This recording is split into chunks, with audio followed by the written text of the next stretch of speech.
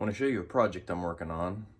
We've lived in this house for 8 years, and the house had crappy doors, so we're putting in some nice doors finally. And these walls are so un-plumb that the old doors would never stay open. They always were wanting to swing closed, and it was a real pain in the butt. So I'm putting in the new doors, and I'm not going to have unplumbed doors. I'm going to have nice straight doors the way that they should. But the problem with that is my daggone walls are not plumb. So let me show you this here. When I put a level on this, you can see I've got this straight edge up against my wall. If I put my level on it, you can see how out of plumb I am. Now for me to go plumb, bear with me here.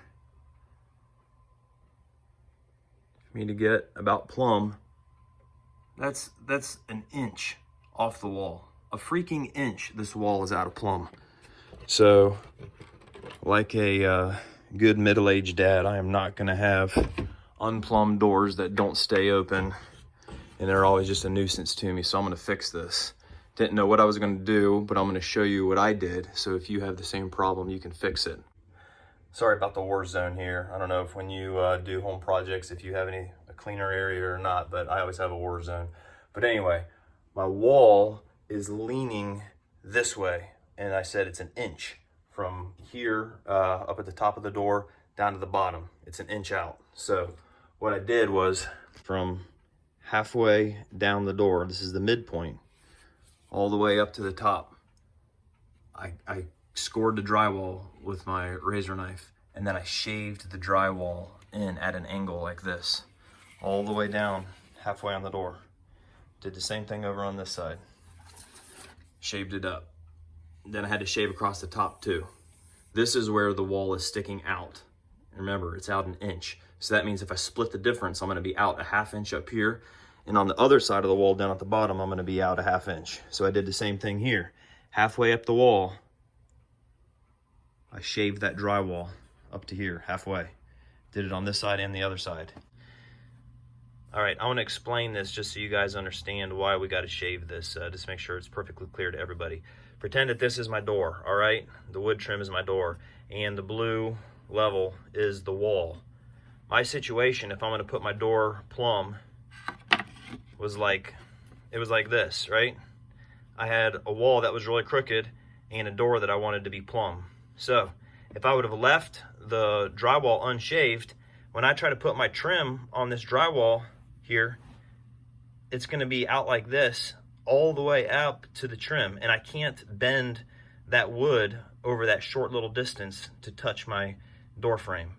So by shaving it off at this place, by shaving it like this, now I can gently twist that trim from here, center point, all the way down to the bottom. Gently twist it and it'll lay flat. Same thing over here. You know, up at this point, you're not going to get that trim to touch. You got to shave it back, then you can gently twist your trim. So now when I put in my door jamb, I split the difference. So now my door jamb is perfectly plumb, and I'm sticking out from the wall here, and I'm sunk into the wall here. And the reason that you shave the drywall is so that when you take your trim, I'm gonna put my trim piece back on, I'm gonna twist my trim.